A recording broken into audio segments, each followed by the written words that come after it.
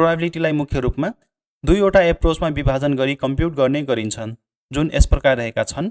Number 1 मा objective approach of probability र number 2 मा subjective approach of probability. Objective एप्रोचमा प्रोबेबिलिटीलाई वास्तविक आउटकम्सले र लङ रन फ्रिक्वेन्सी अफ इभेन्ट्सको आधारमा परिभाषित गर्दछ।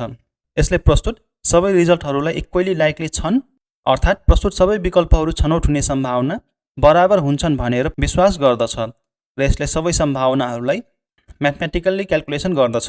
अब्जेक्टिभ एप्रोच पनि 3 प्रकारका छन्, जुन यस प्रकार रहेका छन्। नम्बर 1 मा म्याथमेटिकल और क्लासिकल और प्रायोरी definition of probability.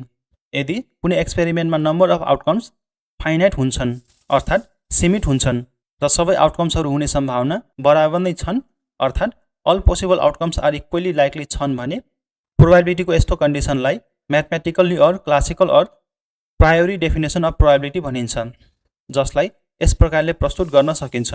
PE equal to favourable number of case divided by total number of case, जसलाई संक्षिप्त रूपमा M डिभाइडेड बाई N भन्ने गरिन्छ। यो कन्डिसनमा N equally likely mutually exclusive and exclusive केसेसहरू हुन् र M फेभरेबल इभेन्ट अर्थात् सम्भावित घटनाहरू हुन्। यसै गरी यदि कुनै घटना नघट्ने सम्भावनालाई निकाल्नु पर्दा यस प्रकारले क्याल्कुलेसन गर्ने गरिन्छ।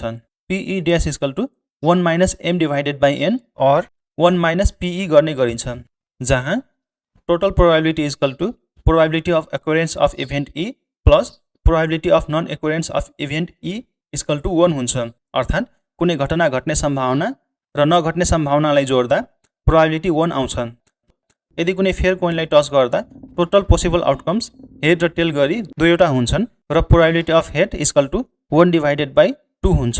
र त्यसै गरी कुनै डाइसलाई रोल गर्दा त्यसको पोसिबल आउटकम्स 1 2 3 4 5 र 6 गरी 6 वटा हुन्छन्। Probability of 4 equal to 1 divided by 6 हुन्छ। क्लासिकल डेफिनेसन अफ प्रोबेबिलिटीमा पनि केही लिमिटेसन्सहरू छन्, जसलाई यस प्रकारले प्रस्तुत गर्न सकिन्छ। Number 1 applicable only equally likely events. Classical definition समान सम्भावना भएका घटनाहरूमा मात्र लागू हुन्छ, जस्तै कुनै फेयर कोइनलाई टस गर्नु, डाइसलाई रोल गर्नु वा क्लासबाट कुनै एउटा स्टुडेन्टलाई र्यान्डमली चुज गर्नु। त्यसबाहेक अरू इभेन्टहरूको प्रोबेबिलिटी क्याल्कुलेसन गर्न क्लासिकल डेफिनेसनले सक्दैन। Number 2 not suitable for real life. Classical डेफिनेसनले रियल लाइफ सिचुएसनमा काम गर्दैन, जस्तै कुनै बिजनेसको प्रफिट एन्ड लस वा बिजनेस ग्रोथको बारेमा प्रोबेबिलिटी क्याल्कुलेसन गर्न र त्यसै गरी स्टक मार्केटको मुभमेन्टलाई प्रेडिक्ट गर्न सक्दैन र वेदर फोरकास्टिङ जस्ता इभेन्टहरूको बारेमा पनि क्याल्कुलेसन गर्न सक्दैन। Number 3 difficult when total outcomes are unknown. Classical डेफिनेसनको आधारमा प्रोबेबिलिटीलाई क्याल्कुलेसन गर्दा पोसिबल आउटकम्सको सङ्ख्या र स्याम्पल स्पेसको आकारको बारेमा जानकारी हुन पर्छ। Number 4 difficult when outcomes are infinite. Classical definition finite आउटकम्सहरूको मात्र क्याल्कुलेसन गर्न सक्छ, यसले इन्फाइनाइट आउटकम्सहरूको क्याल्कुलेसन गर्न सक्दैन।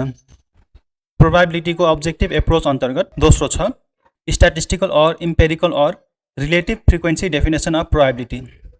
यो डेफिनेसन स्ट्याटिस्टिकल डेटाको आधारमा प्रोबेबिलिटीलाई क्याल्कुलेसन गर्दछ। यदि कुनै कोइनलाई 50 टाइम्ससम्म टस गरिन्छ भने एक्ज्याक्टली 25 हेड र 25 टेल कहिल्यै पनि आउँदैन, तर उक्त कोइनलाई अत्याधिक धेरै पटकसम्म दोहोऱ्याइयो भने त्यसमा हेड र टेलको रेसियो करिब करिब 1/2 को नजिक आउँछ। यसैलाई नै स्ट्याटिस्टिकल डेफिनेसन अफ प्रोबेबिलिटी भनिन्छ। यसलाई अझै स्पष्टसँग भन्नुपर्दा कुनै एक्सपेरिमेन्टलाई सेम कन्डिसनमा धेरै पटकसम्म दोहोऱ्याउँदा रिपिट भएको रिजल्टलाई टोटल नम्बर अफ ट्रायलले भाग गर्दा आउने परिणाम नै रिलेटिभ फ्रिक्वेन्सी हो। कुनै एक्सपेरिमेन्टको ट्रायललाई धेरै पटकसम्म दोहोऱ्याइयो भने त्यसको रिलेटिभ फ्रिक्वेन्सी स्टेबलाइज हुन्छ।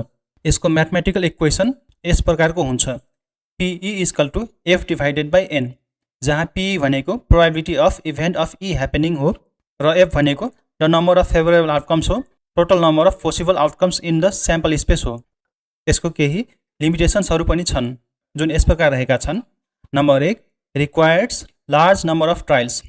यो एप्रोच अनुसार एक्युरेट प्रोबेबिलिटी निकाल्नको लागि लार्ज नम्बर अफ ट्रायल्स गर्नुपर्छ, किनकि यसको नियम सानो एक्सपेरिमेन्टबाट क्याल्कुलेसन गर्न सकिँदैन। जस्तै कुनै कोइनलाई 3 पटक टस गर्दा 3 पटक नै हेड आयो भने यसको क्याल्कुलेसन गर्दा probability of head equal to 1 हुन आउँछ, जुन वास्तवमा हुँदैन। त्यस कारणले यसको एक्युरेट प्रोबेबिलिटी निकाल्नको लागि धेरै पटकसम्म ट्रायलहरू गरिराख्नुपर्छ। Number 2 not suitable for unique events.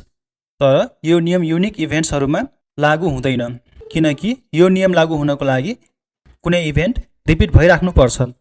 जस्तै भोलि अर्थक्वेक आउने सम्भावनालाई क्याल्कुलेसन गर्दा वा कुनै चुनावमा एउटा उम्मेदवारले चुनाव जित्ने वा नजित्ने आदि युनिक र वान टाइम इभेन्ट हुन्। स्ट्याटिस्टिकल एप्रोचले यस प्रकारको इभेन्टहरूको प्रोबेबिलिटी क्याल्कुलेसन गर्न सक्दैन। Time consuming and costly.